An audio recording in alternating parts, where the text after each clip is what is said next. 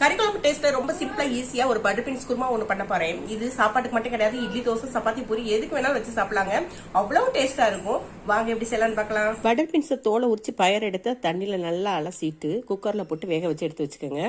காஞ்ச மிளகா வத்தல், மல்லி, ஜீரகம், கொஞ்சம் மிளகு, 5 பூண்டு இதழ், தேங்காய், சின்ன வெங்காயம், தக்காளி இதை ஒவ்வொன்றா போட்டு வறுத்து கடைசியில் தக்காளியையும் வெங்காயத்தையும் போட்டு நல்லா வதக்கிட்டு இதை எல்லாத்தையும் கொஞ்சம் நேரம் ஆற வச்சுட்டு